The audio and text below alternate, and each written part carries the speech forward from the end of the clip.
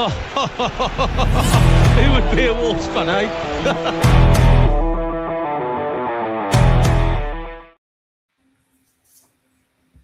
Hello everyone and welcome to the latest Wolves Fancast show.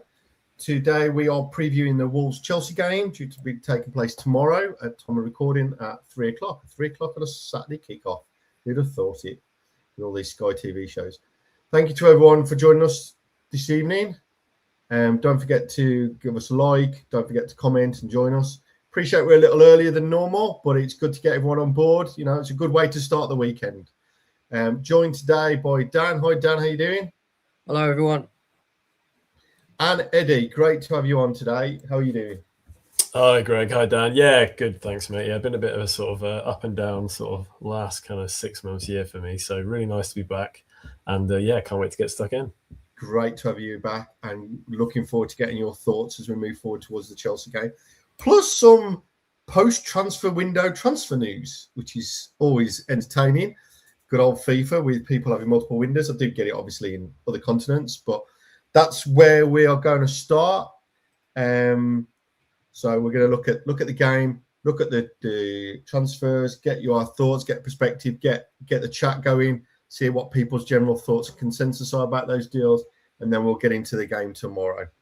So, first things first, biggest piece of transfer news prior to the closure of the England transfer window was the, I guess, long-awaited, I think, let's be honest, transfer of Strand Larsen from Wolves to Crystal Palace for a club record deal for Palace, and obviously a very substantial sale for us. Not our record sale, but certainly up there.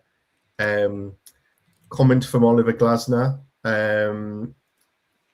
talking about having a tall, physical number 9, great mentality and a great character, and showing it in training that he has this feeling inside the box. And I know that's been entertained by a lot of Wolves fans in terms of that. And kind of like, where's that striker? We've never seen him this season.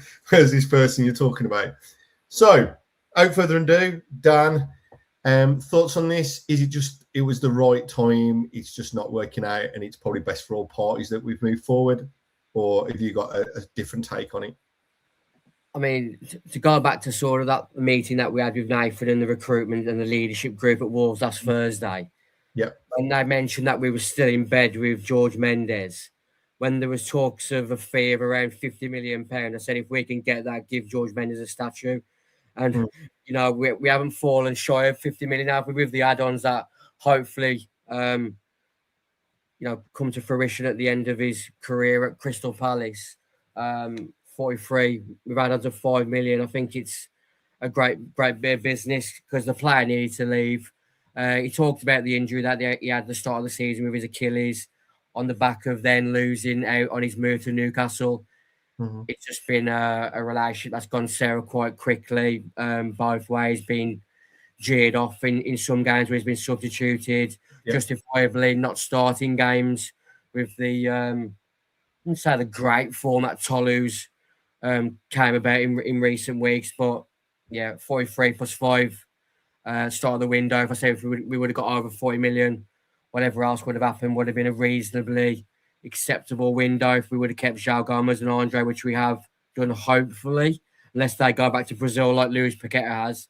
Seems like a bit of a good window in the big scheme of things that, you know, we're bottom, struggling to get players to come in of like great notes. So yeah, we start February 7th tomorrow with Strand Larsen out the door and Adam Armstrong coming in.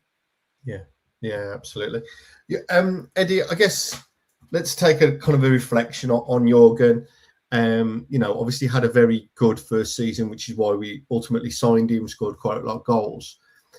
Do you think as a fan base, whether ultimately there were more factors in play, maybe the change in personnel and the change in manager worked against Jurgen, or, you know, are you in alignment with the general consensus that actually he didn't get his move to Newcastle? Dan's already said he had a bit of an Achilles niggle and he's just, let's be honest, kind of down tools based on his performances for last season. Or, you know, have you got a different theory around Jurgen's career?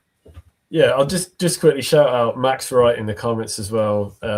Thanks, mate, for that comment. And Sharky WFC, nice to see everyone saying hello. Still with 123 North Street. Good evening, all. It's I mean, it's incredible, really. There's a lot on social media about Crystal Palace managing to spend 80 million on Brendan Johnson and Jurgen Strand Larsen after he's scored 1 goal in 20 league games for us. I mean, it's so telling, isn't it? That quote from Glasner that he's a player with a great mentality. It's kind of he's setting his stall out. He's backing him. He sort of knows, I guess, the place he's in mentally, and I kind of on a human level, I want Strand Larsen to do well. I want him to sort of find himself. I want him to find his form. He seems like a nice bloke.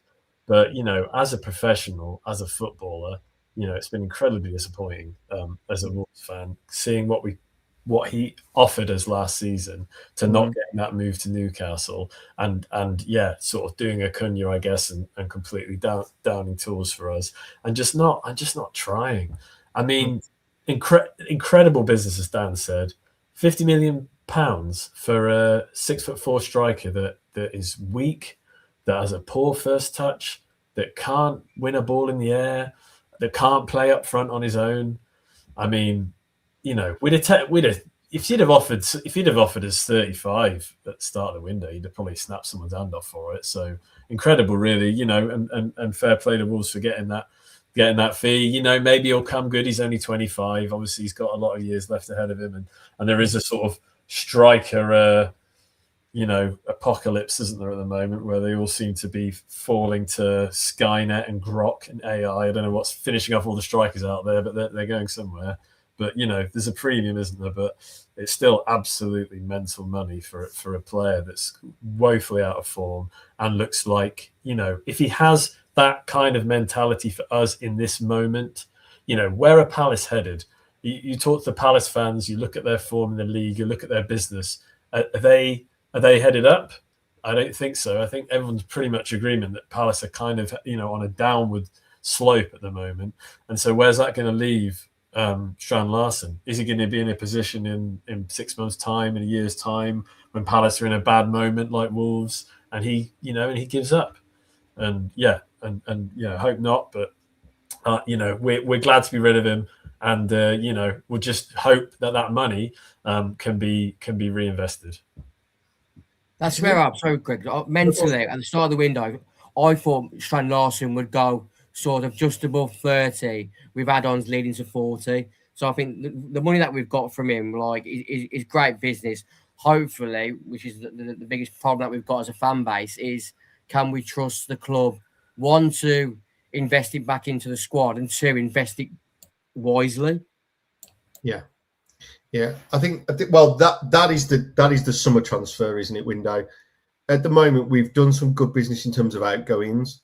Okay, we've managed to do that, but the key and a lot of this is going to be, how does the club operate in the summer? Because that's going to be the fact. There's going to be other players that are going to go out. That's the reality. We know that, right? And there's going to be a number of outgoings. So there's going to be quite a big turnover of players in the summer, in my opinion. I think it's inevitable, particularly with players going to be taking some quite chunky pay cuts. So I think there's going to be, and it's how do we not only bring in the right players at volume, but then mold them into a team through a pre-season. Rob started to talk about that, and I'll come on to that in a sec. I think that's a really interesting point you raised, Eddie, about strikers in general. And Dan, I'd like to get your thoughts on that.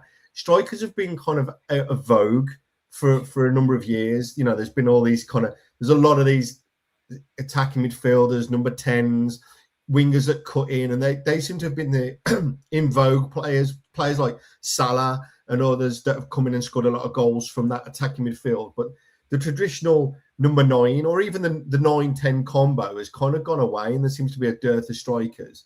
And I wonder if that's reflected in Jurgen Strand Larsen's price ultimately, that clubs don't have a lot of 9s, or when you're looking in the 90s, you'd have your Shearer and Suttons, your York and Coles at United. You'd have these kind of striker combos, and you'd have 9s and stuff, and a lot of strikers, and they just don't seem. It seems to have been a dying art, and maybe that's something alongside long throws and that needs to kind of bounce back in. Yeah, possibly. I think when you look at the England squad in recent times, when you've seen the likes of like Danny Welbeck being linked to like getting a call back up, because there's literally not many English strikers about, apart from Kane, you're looking at sort of Danny Welbeck, Liam Delap. I don't know where the list goes from that for sort of out and out number nines. I mean, you look at Jamie Vardy after that, and he's going to be 39.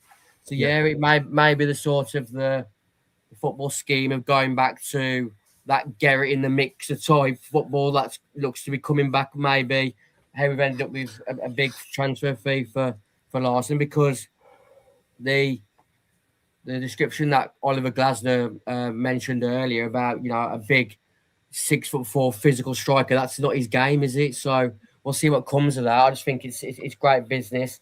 And then we sort of got Toller, who's a strong out and out number 9. Adam Armstrong brings a bit of a dynamic, which I'll be interested to see where he fits in this squad, because for me, he's the sort of the instant upgrade on Wang if we throw him into the squad this weekend. But we'll talk about the game a bit more later on. Yeah, it's just an interesting observation, Eddie, that you brought in, and I kind of took a step back and I was looking at thinking about the England squad in the World Cup and that, Dan, and you're right. And you look at players like Robbie Fowler, Ian Wright, players like that let's be honest, would absolutely cakewalk into the Premier League, into the England team now, or certainly in the squad, with it looks like, and they're just, we've got all these attacking midfielders, but we just don't seem to have these out and out strikers. And it just seems to have been a dying art or a lost art. Hey, did you want to move? Yeah, I mean, I blame Pep Guardiola, to be honest. What was it? 12 years ago, Barcelona won the Champions League with no striker. Lionel Messi is like a sort of false 9, and then obviously he's won the league a couple of years ago with no striker. I mean, I think everyone's kind of looking at the way the top teams play and trying to copy them. But you're right, Dan. We seem to be moving into this kind of football where it's long balls, it's set pieces, it's throw-ins. Obviously, the top team at the moment in the league is Arsenal. There will be a lot of people trying to ape that style. You never know. The big man, they get it in the mixer football. Yeah, I think it's going to make a comeback. Which is why it's excellent timing for us to sign the diminutive Adam Armstrong at 5'8". Well, he can play off. Anyway, we'll get onto the team in a sec. Let's crack on with the transfer news. So, one for today. Breaking news for today, this afternoon, is obviously the departure of Emmanuel Agbadou on a permanent move to Besiktas. Again, from what we understand, a profitable transfer move from a Wolves perspective, a player that's only been at the club for a short time. I think it was 30 odd appearances. Someone, I'm sure in the chat, will give me the exact number. A player who's had a very short tenure, a very up and down career at Wolves. Obviously came in like an absolute machine at the back and had an excellent start to his Wolves career, and then has completely, and we've talked about this a lot in other shows, where he's literally fallen off a cliff in terms of his performances this season, and a bit of an upturn towards the end of his tenure. Thoughts on this, Dan? Is this a reflection of his dropping down in terms of in the squad, obviously with Krejci moving into the back and that kind of unit building themselves on a regular basis? Could be a reflection on his impending salary drop, and obviously we do know the Turkish league does pay well occasionally in terms of salaries. Or, what's your general perspective on Agbadou and his tenure at Wolves? Probably another player that got sold a project that hasn't come about, and now the chance of playing in a warmer country with, how do I say it without getting done for libel? Cash incentives. Obviously there's a chance of playing Europe as well. I think Besiktas may still be in the Europa League if they're not already out, or they may have. I'm not sure whether they failed at the qualification for the Europa. They're out now. I think they were in the season. But they're always going to be in the hunt, aren't they? In the Turkish league for domestic honours or whatever. Compared to, we'll talk about John Arias in a moment. It has been reported that Wolves have made a £1 million profit on him at Agbadou. So in the big scheme of things, it's another decent bit of business for a player who, before the AFCON became close, clearly wasn't invested in doing well for the club. So, yeah, I think it's left us a little bit short in the defensive area. But this season's pretty much a write-off now, isn't it? We need serious Champions League Roy the Rovers formed to get out of it now. So, yeah, it's a shame mate had to leave because he was, he was a player that started off really well. It was clearly an upgrade on what we had available. Fans took a liking to him quite quickly, but since the sort of pre-season, he's just not looked interested or invested. So yeah, another bit of good business in January, getting him out the door. Eddie, your thoughts on Agbadou? And again, I think this. Let's be honest. I think we're like starting the process now, the rebuild process, particularly from an outgoings perspective. Which is some coming in, which we'll talk about in the team news. But your thoughts on Agbadou, his career, and is this a good deal for Wolves? Again, same as JSL. Yeah, I mean, it's as Dan was saying, he's kind of, he was one of our players this season last year. Under Vitor, came in, and I remember watching his debut. I was there. I say the only thing he couldn't really do, even when he was at his best, was hit a diag. He'd always try these diagonal balls. He'd very rarely get them off. But he was so solid at the back, and such a joy to watch defend in his heyday. And he just looked like an absolute, Rolls Royce of a defender, really. Where we got him, where's he come from? Kind of can't believe this player we've bought. To then watching him start this season under Vitor, half the player he was. Like with JSL, we've somehow managed to sell a player who's not making our starting 11, at a profit. A player who, is not good enough to get in the 20th place team in the Premier League, and we managed to sell him at a profit to, a much less valuable, much less of a spending league. So fair play to Wolves. I think again it was probably the right time for him to go. We know there's going to be like Dan said, it's extremely unlikely we're staying up. We know there's going to be a big exodus of players, and it was inevitable really that him and JSL, if not now, would have been out the door in the summer. So I think it's good business for us. Yeah. Just putting that comment on because quite like that one. He went from looking like Willy Bolly to Jesus Vallejo, which I think is probably a good shout. Yeah, I mean, for me, there was a lot of alarm bells during pre-season.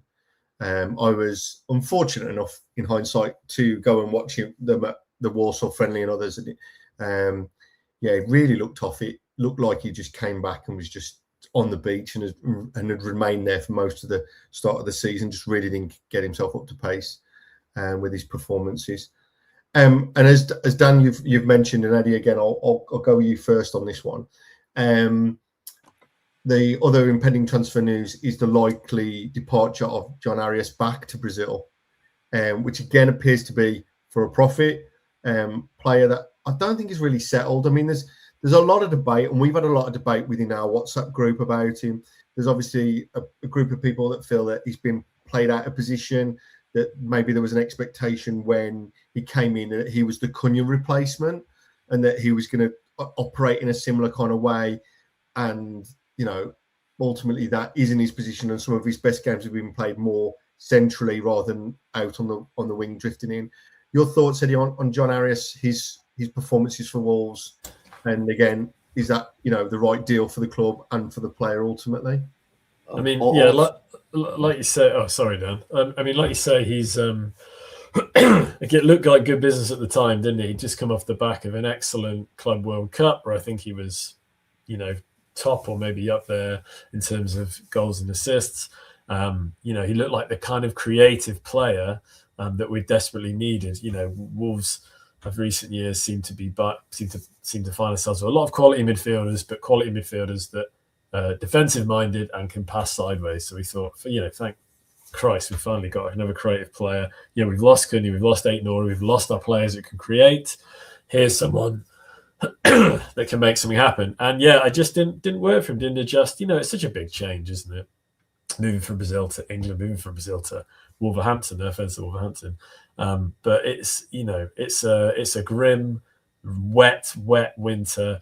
God, the chance to move back to Brazil comes along. I bet he absolutely jumped at it. And again, somehow we've managed to make a profit again. Another player that isn't good enough to make our starting 11 that we've of the bottom team of the Premier League that we've sold at a profit back to Brazil. Absolutely, incredible business. I wish him well. It's just a shame we didn't really see him at it. We didn't really see him. He tried. He gave it. He ran around. He tried his best. Just couldn't seem to adjust. Couldn't seem to adapt. I think just didn't really find his home here. So I'm sure he'll be happier back in his motherland.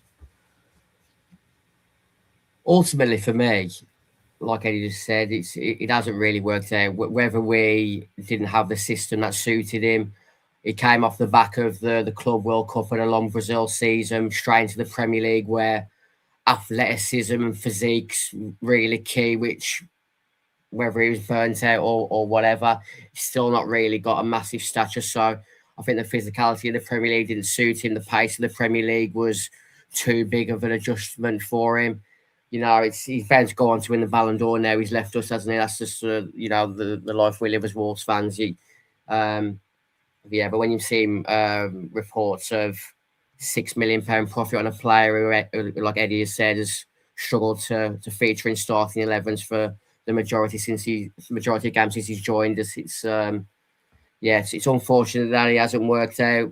Maybe he'll work out back for him in a competition which suits him. But you have to start questioning whether Jeff Sheed knew what he was doing, because we're making profit on two players under Jeff Shee's leadership. Maybe we've got rid of another leader within the club. No, I'm joking.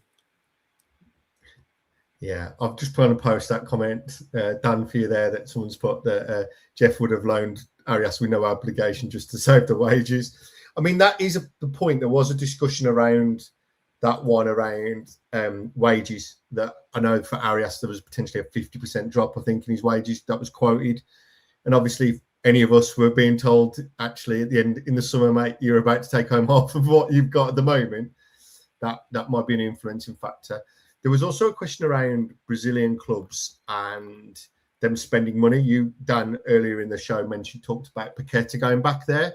And I think there's been quite an uplift. A lot of the clubs have picked up money off the back of the Club World Cup you discussed, Eddie. So it's going to be interesting to see that dynamic going forward. We've obviously been bringing a lot of players over from that league, Andre, Pedro Lima, Joe Gomez. And it'll be interesting to see how successful we are if we continue on that strategy going forward, pulling the players out if they've got more disposable income going forward. Yeah, I mean, it's interesting, isn't it? Because I don't know if you two have heard the rumour that about Pedro Lima as well tonight, that I only just read very shortly before coming on the chat, that break it on the show. Well, that Palmeiras potentially coming in for him as well. So they might be taking Arias and Lima offers in a sort of double swoop. So you heard it here first if you haven't heard that before. It's interesting when we sort of shifted our focus from Portugal, from younger players in Portugal to younger players in Brazil. Generally seemed like a great move when we were picking up Gomez and Andre, but ultimately it's not really worked out, has it? I mean now we've got our eyes on the Championship.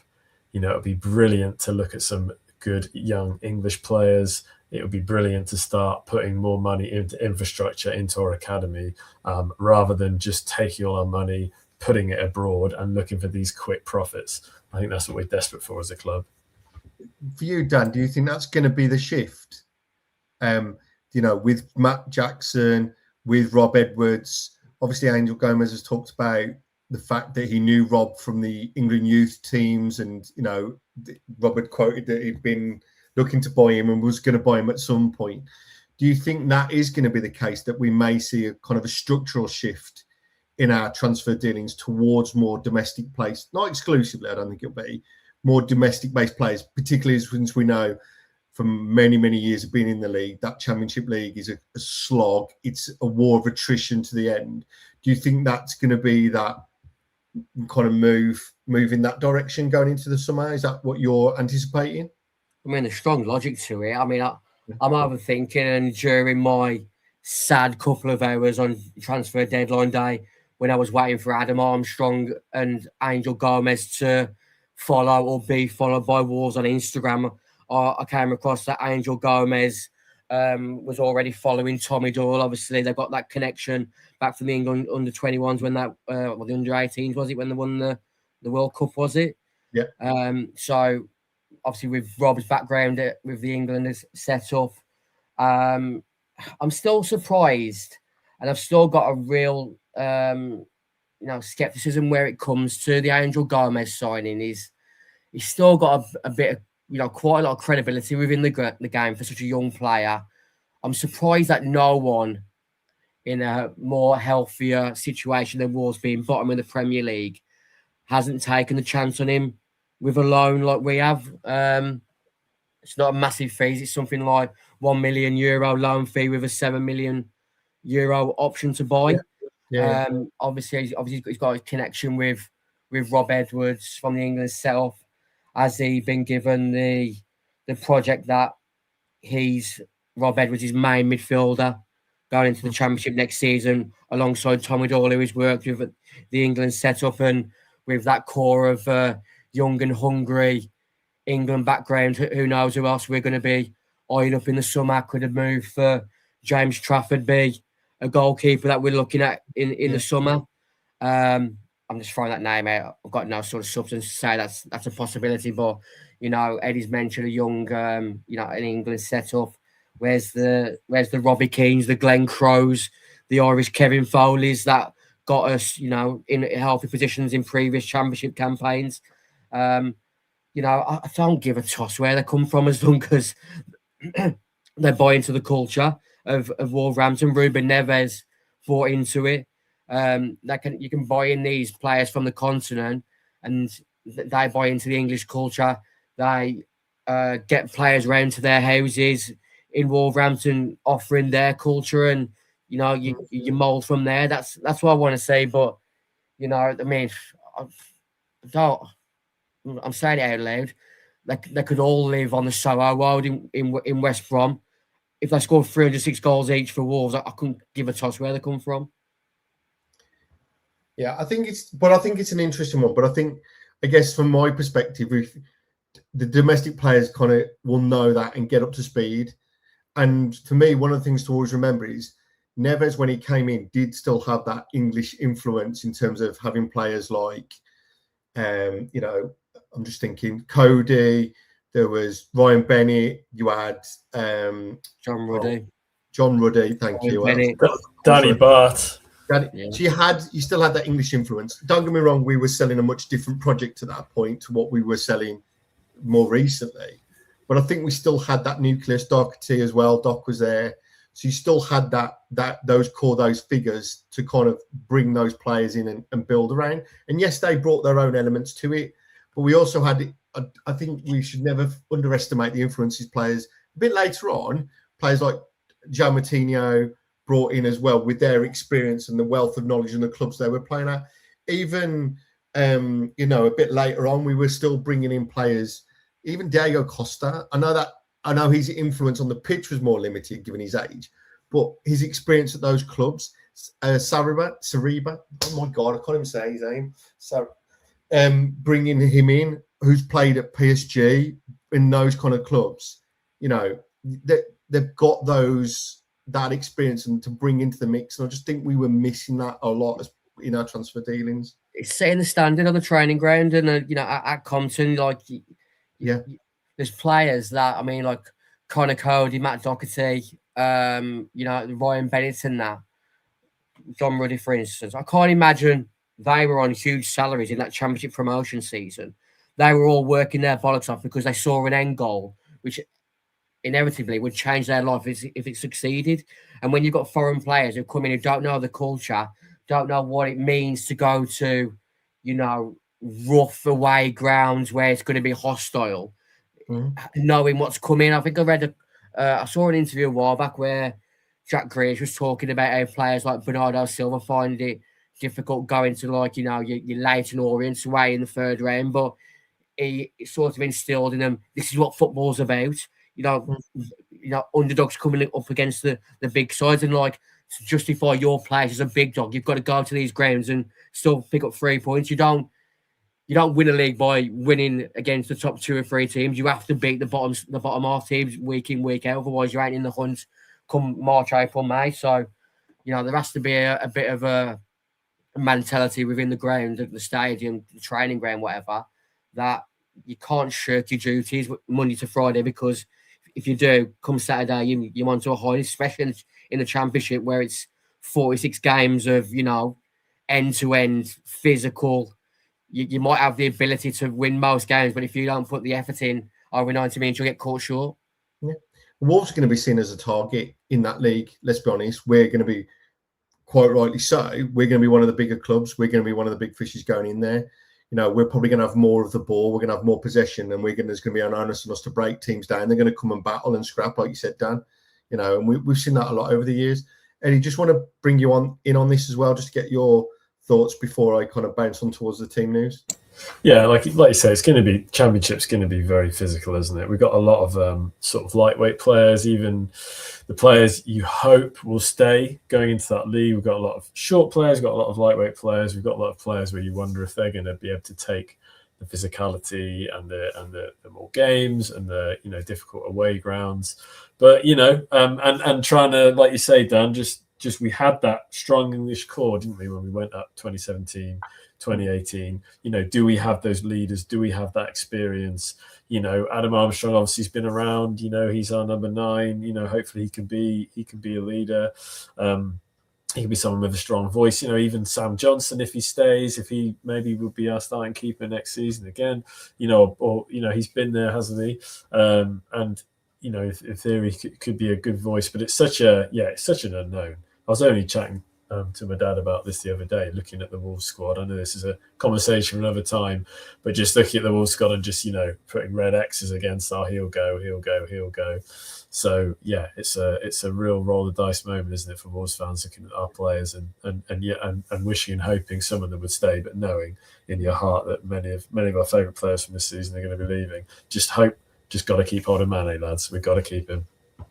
Yeah, really, really good points. And I think we're all in agreement. I think this summer is going to be it's going to be one of the biggest transfer windows we've had in an awful long time as a club. I think we've got a really big, pivotal summer ahead of us. And it's going to, depending on which way it goes, could really restore us, or it could really hurt us as a club and as a fan base. The reset and the rebuild in this summer is huge. Honestly, like Eddie said, the amount of players that we're looking at leaving in the next window, the players that will be left after either Wolves don't get an acceptable offer, or their agents can't broker them a deal.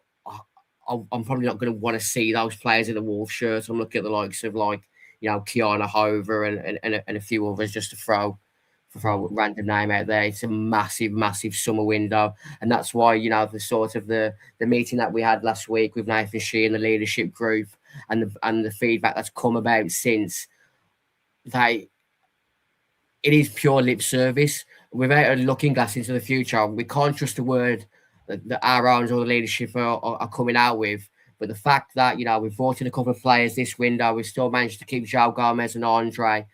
Jeff Shee's out the door. Hopefully, it's a new dawn that's coming in the summer. And until then, we've just got to hope within all our hopes that they can turn this around, because it's a long way back to the Premier League if they mess up this summer transfer window. And just to interject, Greg, sorry, just looking at the YouTube comments, really interesting conversation about Otasowie going on in the comments. Just to say, for still with her and Sharky and the other people debating him, he's retired from professional football. He set up a fashion brand, and the last time I saw him, he was on a Kanye-esque anti-Semitic rant on his Instagram stories. So maybe less we hear about Otasowie, the better for now. Yeah, absolutely. Right, team news. Thank you both for that. That was really good insight. We're covering a lot of ground here. There's a lot going on, and getting that insight's invaluable. So, team news. So, from Rob's pre-match presser, Krejci, who was out the last game, unfortunately with the flu, is now back, recovered, which is great. Totti's still unavailable. Rob also talked about that Gomez and Armstrong were available. And he did also hint that he was going to be looking with interest with the relationship with Tolu and Armstrong and how they could potentially pair up, which he talked about. And then obviously what we've talked a lot about just was the summer transfer window. And he said we'll be in a position to act quickly, decisively, and get up and running with the group. Like Dan, I can't phrase it any better. It's all sound bites. The sound bites are good. The proof is going to be in the pudding in the summer. Yeah. Sorry, Dan, go on. Yeah, I think I did quote one of the tweets. I think it might have been before the. Who did we get beat last week by? Remind me, who got beat last Saturday? Bournemouth. Who did we get beat by last Saturday? Remind me. Bournemouth. Yeah, so yeah, before the Bournemouth game, I quoted from Rob's presser that along the lines of, you know, we're hoping to be a bit active in the window next summer, and it basically could have been a line from our last 7 or 8 managers. Like I said today, on the summer window, we'll be in a position to act quickly, decisively, and get up and running with the group. With the fact that, you know, we're pretty much there now, they should already have be having conversations with agents, players off, you know, the record and whatnot. There's a 3-week turnaround between the last World Cup game and the first Championship game. We have to have a settled squad in pre-season going into that first game of the Championship season. Otherwise, we'll be chasing our tail yet again. And like Jeff Shear used to say, we don't look at the first 15 games. If we don't look at the first 15 games and we're not in the sort of the playoff ones in those first 15 games, we are in trouble, because the toxicity and the pressure that will be burdened on that squad if we're not in the running for the promotion after those first 15 games will be pulsating, to say the least. Yeah, and we know Molineux is a toxic place at times. But it also could be a great place. They have to get the fans back on side quickly. They have to do it with a great window, and they have to start the season really well. I'm not talking they have to go out, you know, winning teams 4, 5, and 6. I don't think Nuno promotion side was top of the league until maybe October time. I think us and Cardiff were sort of mixing it in between. Bristol City was up there, wasn't they, until sort of January time. So we weren't like, you know, smashing teams left, right, and centre, but we were comfortably winning games until the sort of January, February before we really started to turn it on. So yeah, it's a massive, massive summer.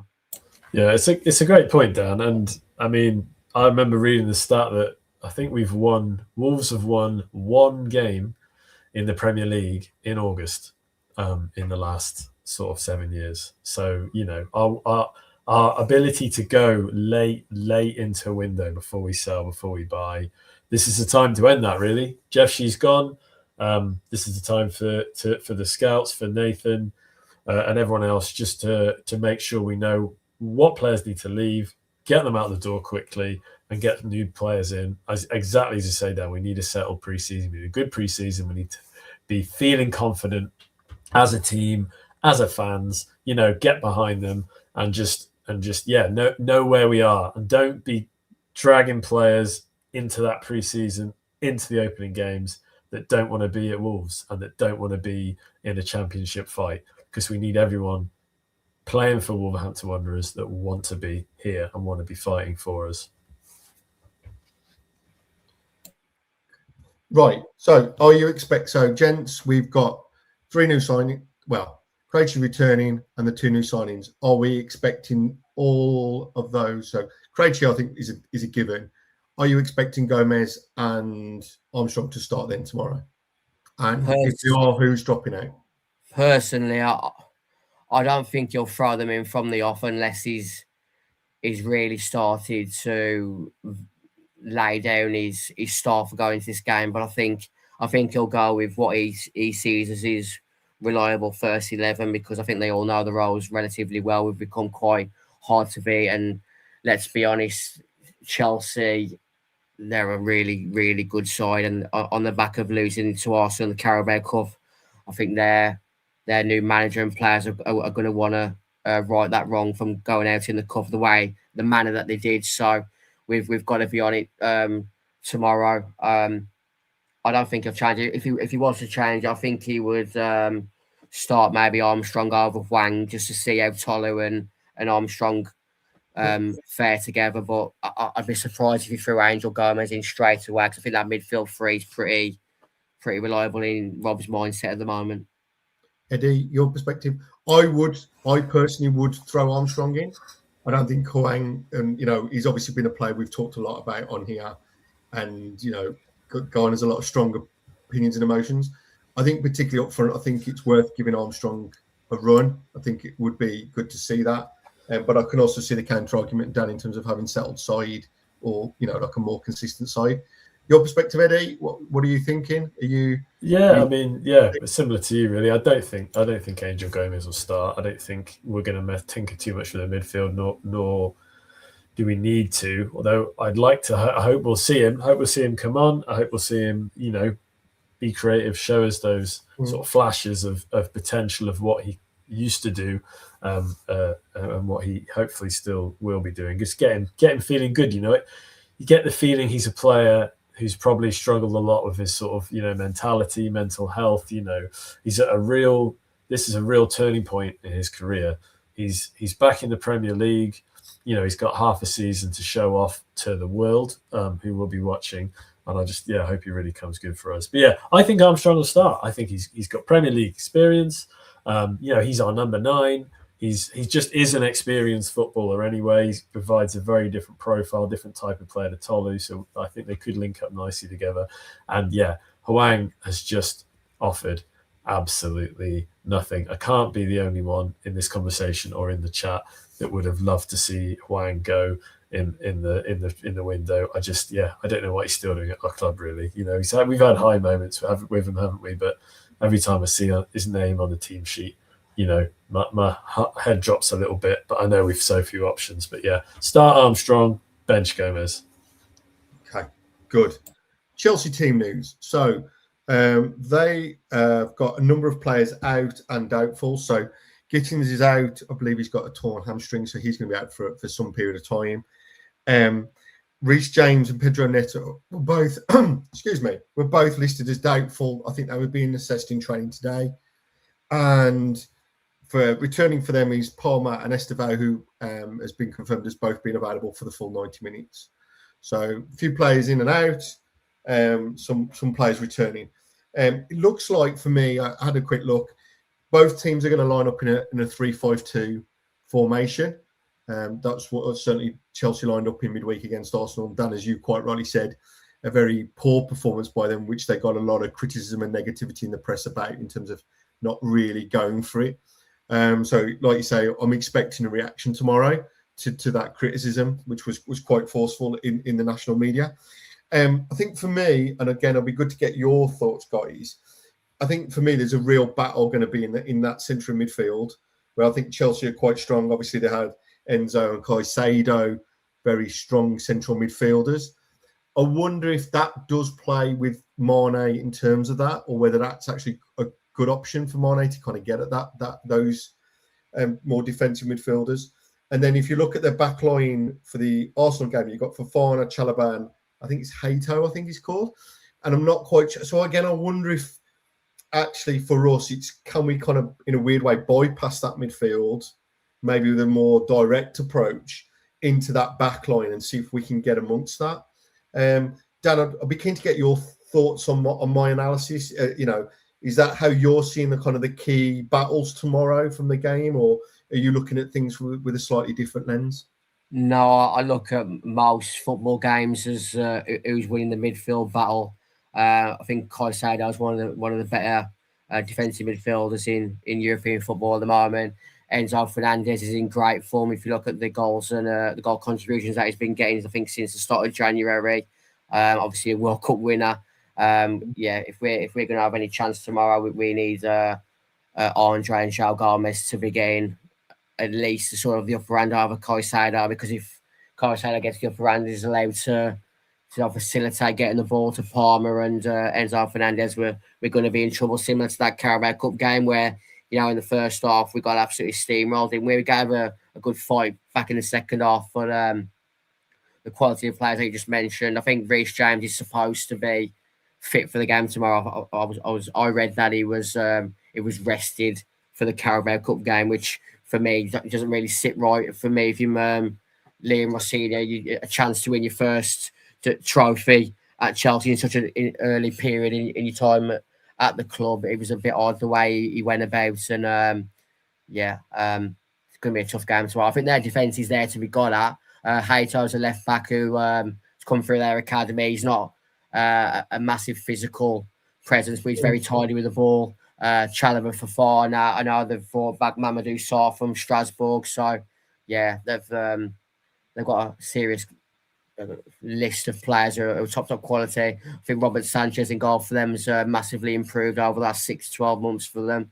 But yeah, at home at Molineux, if we can start off the game quickly and get a bit of backing from the fans, who knows where that can take us into the sort of first 15, 20 minutes, and then it's going to be a tough game tomorrow. They're going to be in the Champions League title race if they put a run of games together. So yeah, tough game tomorrow, but who knows? Still 11 versus 11, midfield battle as always will be where it's won. Yeah, I mean, he did say in the presser that they were both being assessed, James and Neto, today, as to whether to play. He wasn't quite sure, so it could be a bit of smoke and mirrors. I mean, we all know Reece James is a wonderful player when he's fit, if he's fit, and I think that's the big challenge there. Gusto obviously takes that position instead at the moment, but it'll be an interesting one. Eddie, your thoughts? Are you going with us? Is the midfield do you see as a key battle, or how do you see? What should we be adopting tomorrow in order to get a positive result?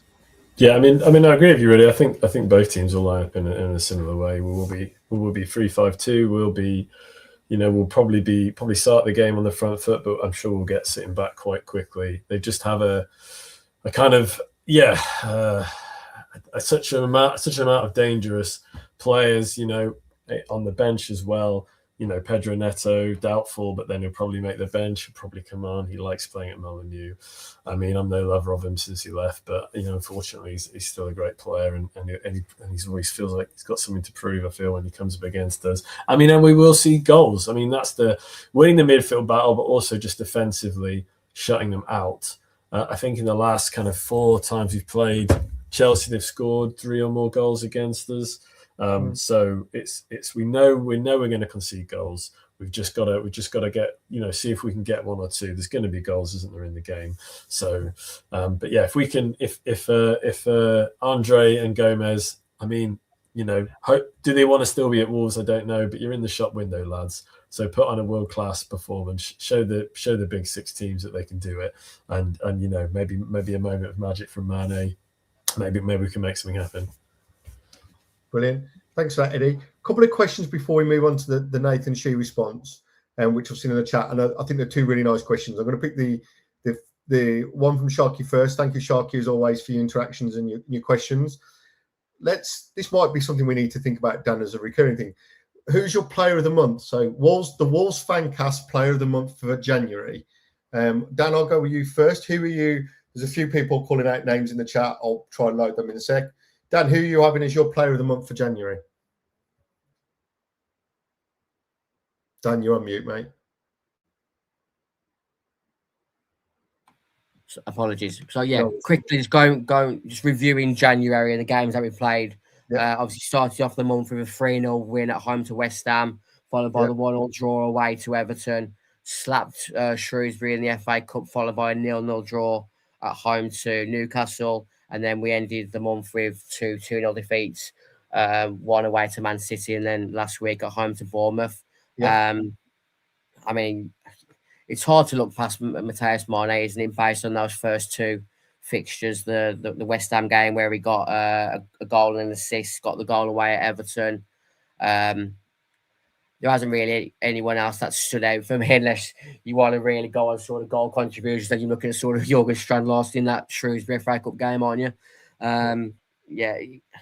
It's hard to really stick my flag down on one player. I think if I had to be Matheus Mane, I still don't think you can question the efforts of João Gomez, but I think in January in recent months, I think his all-round game has come a bit more to light recently as the reason why he hasn't left this month to join a bigger side. Because I think the money that Wolves want for him, the big sides don't really justify spending that much on him, because for me, he's more of a 6 than a than a number 8. I don't think he's got enough goal threat to really justify being a big money signing for a side that's going to be pushing for European places. Yeah. Eddie, your thoughts? Who would you plump for? Are you going with Mane like Dan, or are you going to go in a different direction? Yeah, just quickly in the comments, Max Wright just asked me. He said, "Thanks, Max. What year is that lovely blue? What year that lovely blue Goodyear exactly? GK. Just always like talking shirts. The ones on this side. On this side, we've got a sort of 96. This is actually in a sort of away goalkeeper shirt, 96 to 98. And on this side, we've got a 93 goalkeeper shirt, although Mike Style sort of eras both of these. Although this sort of design was also worn in 92, but we didn't have the Wolverhampton City crest that was introduced in sort of 93, 94. So yeah, just a little comment there for Max. Yeah, it's really hard to look past Mane, isn't it? He's been a brilliant player for us. I know that the last couple of games, we haven't quite seen the best of him, and I guess he's got such a lot of talent, hasn't he? Such a lot of promise. We don't want to overplay him, but this is great experience for him, playing against the top players, playing in the top league, and he just plays with no fear, doesn't he? He'll run at players, he'll try and make things happen. It seemed like for months we didn't have a Wolverhampton Wanderers football player that wanted to take anyone on, that wanted to shoot from range. It's just all the things you want to see as a fan. You'll see from Mane. But I'll also say, I think that I love watching Mosquera at the moment as well. I think he's looking great under Rob Edwards, and a key player if we can keep Mosquera in the summer. He'd be brilliant at the Championship, and also he's just box office, isn't he? Just what's he going to do next when you watch Yerson Mosquera? He's very entertaining, unpredictable, kind of what you want as a player on a football pitch. I play Sunday League. You do need a kind of player who's just going to really confuse or get into the heads or wind up the opposition, and I think he does that really well, as well as being a quality footballer. So yeah, I'm saying Mane, but I've also loved Mosquera. Yeah, where was your vote, Greg? I was actually going to go with Mosquera, just because Mane's the obvious choice, right? But I like to mix it up. But I think Eddie, you're absolutely right. I also think, for all the box office, I do think he's starting to get a bit more mature in his play, rather than knowing when to go and when to make the decisions. And I don't think he's as rash as he has been historically. So you can see him building and continuing to improve. So I would go with Yerson just to be different, but Mane's the standout. So yeah, I think they're two really good shouts, gents. Can't really go different to those, to be honest. Yeah, goals win matches, don't they? So I think Mane will probably win it based on that. But yeah, I'm not against. I think I agree. I think Yerson's starting to show a bit more maturity to his game than what he showed previously when he was caressing Gabriel Jesus last season and a few other moments of note. But Yerson Mosquera, along with many few in the summer, I hope we can keep, but I don't know whether we will be able to based on the form that he's in at the moment, because I can't imagine he's going to be valued at a massive amount for teams in that sort of bottom half. I think Colombia obviously in the World Cup as well, so if he has a good World Cup, he's unfortunately for us another player that we'd like to see exit in the summer. Yeah. Right, moving on. We obviously had Dan, and we did a massive piece on that previously around, and thank you again for your attendance and engagement in that. It is always appreciated, with the Trust and Fan Alliance. And obviously there was some feedback that came out from the club themselves. Obviously we talked about it from our perspective in the meeting notes, but there's obviously been some follow-up on that. And I am going to read this out for the benefit of those that are watching live. So, speaking after the meetings, Nathan Shee said, "We are grateful to the supporters who gave their time to speak with us. The conversation was open, honest and constructive, which is exactly what we need. Everyone around the table shares the same goal of building a strong future for Wolves. Listening is only the first step, and our responsibility now is to follow through with actions, clearer communication and continued dialogue." Dan, I don't want to take too much time on this. Just your thoughts on that. And again, now you've had a bit more time to reflect following the meeting. Just getting your perspective, really. Yeah, I think I'm glad the club did put out that bit of what's the word? A bit of publication today to sort of reiterate what we provided from our sort of minutes on the back of that meeting last Thursday. A lot of it was lip service, telling us what we want to hear without a looking glass. In the future. You know, we're relying on a club to act on their words, which they haven't in recent years. I think the last week has shown that they're not in a situation where they've pulled the plug as yet. I think it's clear that with what Nathan said in the meeting, that if we're not a Premier League club in 18 months, he won't be chairman. They did go along the lines of, you know, there will be investment there to get us back in the Premier League at the first opportunity. So, yeah, my only sort of concern or skepticism is at the moment is, have we got the people within the club to persuade players to be invested in the project which they're being sold, based on what they've seen and heard from within the industry they work in? Because, you know, the players that have come in recent years, you see your best players sold season on season. It's hard to really buy into a club that's got that trajectory. But like I said last week, I came away from that meeting more optimistic than deflated. They also said in the publication this evening that came out on the Wolves website and the Twitter page that said, confirmed that the hyphenated fans forums will be back at a more larger scale than what they've done recently. So, I mean, the club clearly want to try and get the fans back on side. The season tickets will be the main one. If they don't get that right, then they're on a hiding to nothing for me. If they don't decrease season ticket prices, it's the aftermath of that will not allow them to start the season off on a good note, unless they throw good money at it in the summer. But I think if they don't decrease season ticket prices, it doesn't really matter how much money they throw in the summer window. It'll really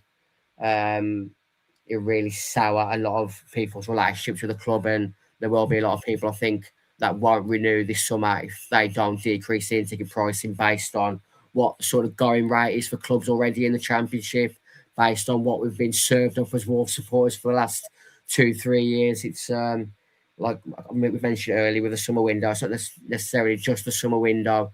It's Wolves management this summer that really needs to turn positively. Otherwise, it's a long road back, and the generations that it will sour if they don't get it right. Yeah, it'll be huge. They need to get this summer right. Yeah, thank you, Dan. Eddie, before I move on, is there anything you would like to add to that? I appreciate you haven't spoken about this before. Is there anything you'd like to extend from Dan? Yeah, well said, Dan. Yeah, very well said. We're at a real pivotal moment, are we? A real turning point.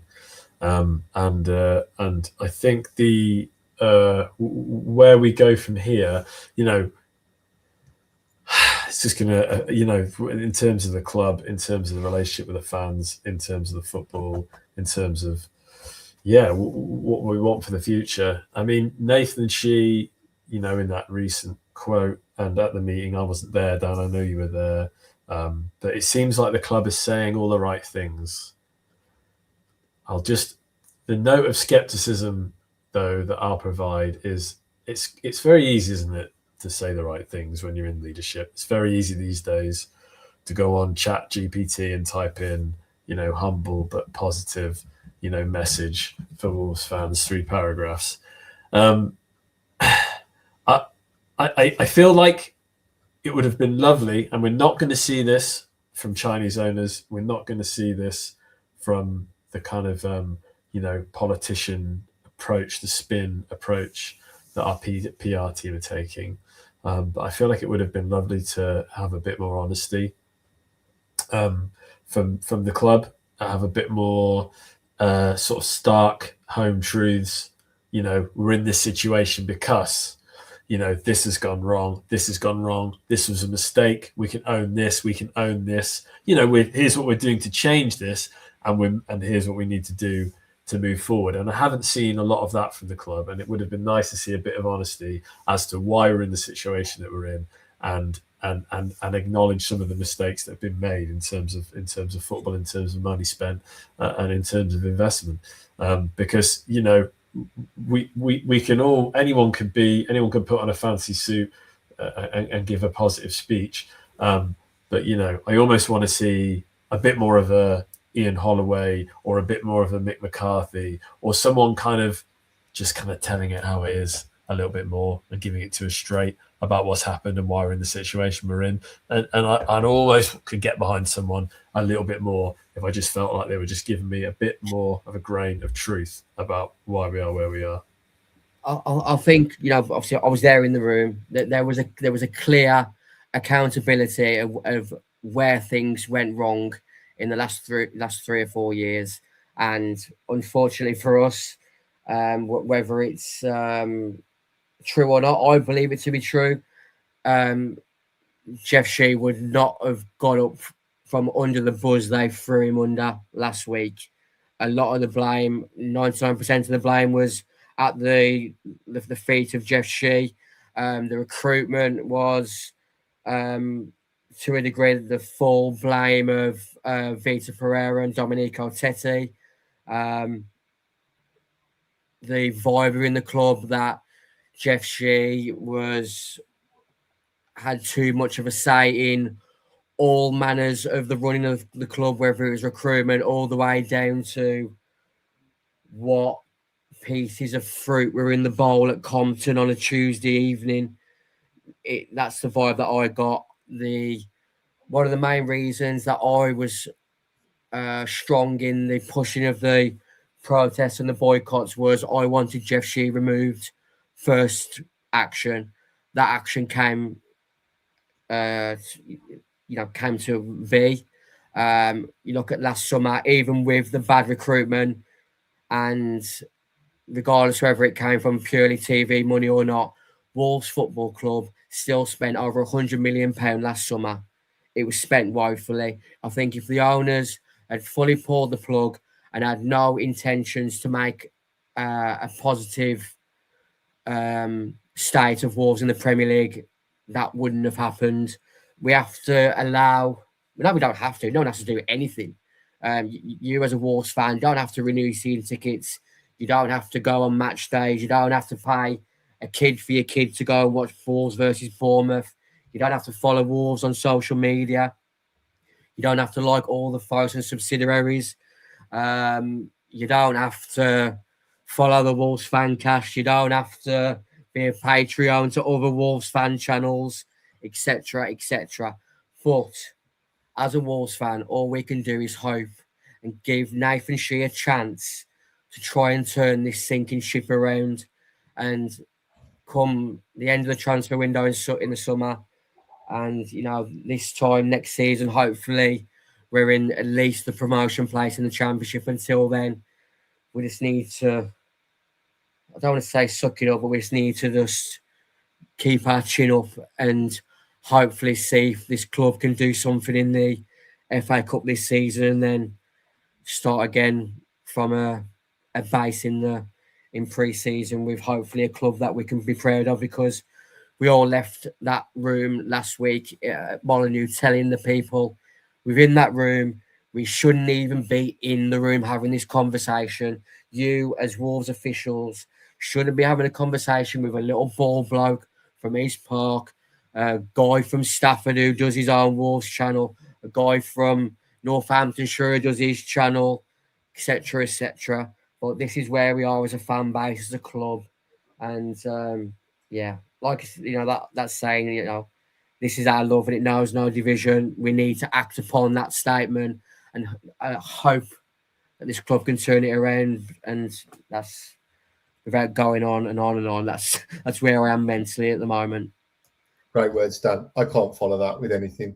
So on that note, I'm going to move on to the review of the fixtures and my usual segment of who you want to bet on, who are you looking at in terms of interesting games this weekend. And I think there are some. So without further ado, I'm going to bring it up, and for the benefit of those of you listening, fixtures this weekend, We've got Friday night kickoff, which is tonight when we're recording this. Is Leeds Forest. That's an 8 o'clock kickoff. Saturday lunchtime kickoff on the Saturday is Man United against Spurs, 12:30. 3 o'clock kickoffs are Arsenal Sunderland, Bournemouth Villa, Burnley West Ham, Fulham Everton, and obviously us against Chelsea. And the late kickoff on Saturday, the 5:30 kickoff, is Newcastle against Brentford. And then just 2 fixtures on the Sunday. The 2 o'clock kickoff is Brighton against Palace. And then the big game of the weekend in the 4:30 prime slot is Liverpool against Manchester City. So, Dan, I'm going to go to you first because you're very familiar with the format. If you're putting a 50p on, who are you picking as your bet for the weekend? And then separate to that, and it could be the same game, is there a game you're going to be marking out, other than obviously the Wolves game, as one that will be of interest to you, and why? I think if I was going to put money on a fixture just to try and get a bit more sort of profit margin, because I don't think it'll be I think it's going to be relatively close. I think Liverpool on to Man City. Mm-hmm. I think I've seen enough of Man City recently. The engine of that team is nowhere near as reliable, fast-paced as it used to be.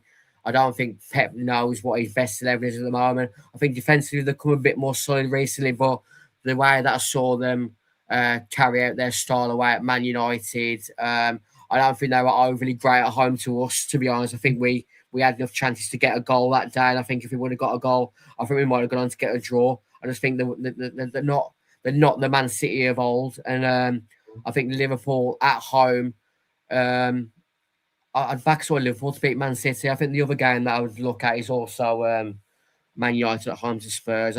I know it's a bit sort of tongue-in-cheek and we all laugh about it, but I think to a degree, I think United may have turned a slight corner at the moment. I feel like Michael Carrick's built a bit of a midfield there that's really progressive, knows their roles. I think Mainu coming back into squads, giving them a bit of a different dynamic. I still think Bruno Fernandes is one of the better attacking midfields in the league at the moment. And at home to a Spurs side who are still relatively shaky under Thomas Frank. I think my money this week for a double would be Man United at home to Spurs and Liverpool at home to Man City.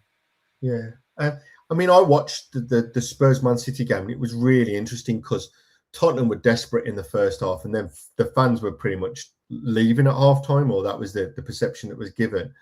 But as soon as they got in amongst City and got the momentum, and obviously they got the goal, it was really interesting. Like you say, this isn't the City of old that you knew would just turn up the gas, and go through the gears and really win. And they were really quite shaky, to be honest. Again, so let's be honest, a Spurs team which we can see on the table is only, is in 14th and only 3 points off 17th. So, and under a team that was under pressure, a manager who's definitely under pressure, they weren't really able to kind of exploit that. So I think it's a really interesting analysis, Dan, in terms of Liverpool themselves, who, again, let's be honest, manager that's also under pressure. If you see some of them fan channels ignoring all the hype and the noise and the sound bites, you can see there's a real concern in terms of slot and the money they've spent on players. So yeah, gonna be an interesting one. Eddie, your bet prediction and your game prediction for the weekend. Before I say that, can I just also, I meant to mention this earlier, about 15 minutes ago in the YouTube live chat, there was a really interesting discussion about Wolverhampton manufacturing. So if you're really watching this back on YouTube, put the live comments on, enjoy a little bit of local knowledge. I mean, you don't get that on Match of the Day. It's only on Wolves Fancast. So thanks everyone who was joining in that conversation. Like you said, Dan, I think Spurs United is going to be a really interesting game. But I'm actually, if I was a betting man, I might put a bit of money on Spurs. I just feel like they're away, they're 14th in the league, and yet they've just come off the back of beating Frankfurt, and they got a result against Dortmund, and United are looking so strong. What are they, 3 wins on a row? But is this going to continue for Carrick, or can he keep it going, basically? And it wouldn't surprise me if Spurs got a little upset there and got a win away, especially as we were you two were just mentioning, the fact they managed to get a result against City as well. And the other game that I'd be interested in is Arsenal-Sunderland. I mean, can you imagine, at the start of the season, discussing Arsenal at home against newly promoted Sunderland and thinking anything other than that's an absolute put your house on the home team. And yet, they drew 2-2 away. Sunderland has still proven themselves to be, a really effective, interesting, exciting team to watch this season. And so, you never know. Arsenal have been a bit devoid of goals of late. And Sunderland, know how to defend well, know how to push up the wings, know how to nick one. So you never know with that one. Yeah, I think that's really good insights. I mean, from my perspective, I'm probably going to go that I think I'd quite fancy Liverpool just to have the momentum to beat City. So that's the one I would go for, although I think there would be decent odds on that. One thing I would call out is this probably feels like, if you look at a lot of the games, it feels like there could be an opportunity for quite a number of draws. So for those of you who remember the old coupons and picking the draws on the coupon, this could be quite an interesting weekend where you might see, I think, you look at a lot of these games, they're going to be quite close encounters. You look at Burnley, West Ham, Fulham, Everton, even Newcastle, Brentford. You can see potential for quite a few draws this weekend, not in my opinion, and that could be interesting from a betting perspective. Watch that now. There won't be a single draw there now. I've said that. So guys, don't take me for betting advice. But yeah, it could be quite an interesting week for that. And there's a match week 25, 13 more to go. I think that's where we're going to go. What I will say just before we log off, and thank you everyone again for all your chat and engagement. And Eddie, you've been quite right to call out. There's been a weird and wonderful myriad of conversations that have gone on alongside that, which is always entertaining. I guess one last question I'm going to ask for both of you: score prediction for tomorrow. Dan, you first, and then Eddie, I'll get yours, and let's see how we get on. I'm going to go with a hopeful 0-0, which will then contradict my next statement, because on last week's show, I did tip our viewers into a 7-4 João Gomez to score yellow card tip, which would have got you, I think, £13 from a fiver or something. So I'm going to go tomorrow. Yerson Mosquera, score or yellow card at 7-4 as well. So that's my tip for tomorrow. 0-0 or Yerson Mosquera to score or be carded 7-4. So you did inspire me on that, because I found Andre booked at any time at 3-1, which I found was an absolute banker. So I went with that, and I fancy that he would probably get booked again. But I'm going to go with a 1-1. I think, and I don't know why. Perhaps it's Friday evening insanity. Who knows? But I'm going to go with a 1-1 score draw. I just think there's just going to be a little something in there, and I just wonder if we're going to use that to our advantage. Eddie, your prediction? Yeah, can I just shout out at Sherpa Van Dan on Telegram? I think it's a £10 a month donation for more betting tips. So sign up there. No, I'm only joking, Dan. But no, thanks for that. Thanks for that tip. I see these people on Twitter every week going, "Oh, sign up to my Telegram, sign up to Telegram." Who needs it, Wolves Fancast, when you've got Dan giving free tips, the Wolves Fancast tips every week? Absolute bankers. You heard it here. If you'd have put £5 on, you'd have won £13. That's £8 you didn't have before. Exactly. So, probably gets you one beer these days. That's the bank. Yeah, might get you in Wolverhampton. It'll get you fish and chips and mushy peas. And maybe a shandy. But, so quickly before Eddie settles on his prediction, Greg, you went with 1-1. Yeah. Who's your sort of player for either side to score tomorrow as part of that 1-1? I think for Chelsea, it depends whether he starts. I've just got a feeling Cole Palmer will score. He scored against us before, and I just feel he might be one. I think we'll deal with the strike. I think he might drop in a pocket and pick up something from there. In terms of Wolves, I just think Tolly's going to score, and he's been really unlucky in recent games. And I just think if I could wish anyone to have scored, I hope it was him. Particularly, he had a couple of woeful shots, as we talked about in the Bournemouth game, and I just hope for him he can get a header, set piece, or something like that. I just fancy him to get nick one. All right, so based on that, if we go for a draw over 90 minutes, Cole Palmer to score or be carded, and Tolu to score or assist, you can get odds of just over 14-1 with Sky Bet. There you go. I might have to put some money on that though. There we go. Sky Bet, not affiliated with Wolves Fancast, not yet anyway. If you're watching Sky Bet, we're interested. Reach out to us. We've got a lot to offer. And based on that, what are you going to go with your unofficial Sky Bet builder, Ed? Well, I think there's goals, as I said earlier. I think there's goals in the game. We seem to ship goals against Chelsea every time we play them. I'm not going to write us off. I saw Max in the comments say 2-2. I think that's a really good shout. I think we'll ship 2. I think João Pedro will get 1. I think Cole Palmer will get 1. I think maybe Mane will score. And then, come on, Chelsea sit back, try and hold on to the 2-1 lead.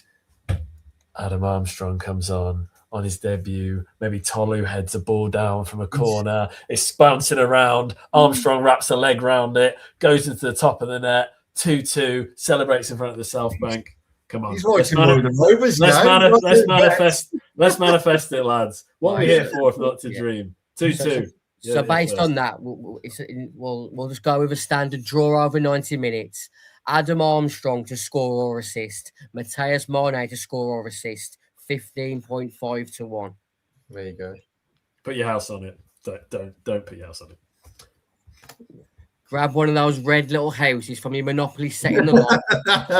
Put it on 15.5-1 on Wolves Chelsea to be a draw with Matthias Mane and Adam Armstrong both to score or assist. Amazing. Look at that. Gamble responsibly. Yeah, perfect. Thank you, Dan, for that. And I'm sure that will become a more regular feature as we move forward. And we can even see how much money we've won and lost in the review show. Eddie, it's been an absolute pleasure to have you on. I know you haven't been on for a while, and thank you for joining us. It's been great to have you. Thank you to everyone in the comments for joining, for your interactions, for your comments. It's always great, and it's really nice to have you along. Last but not least, up the Wolves.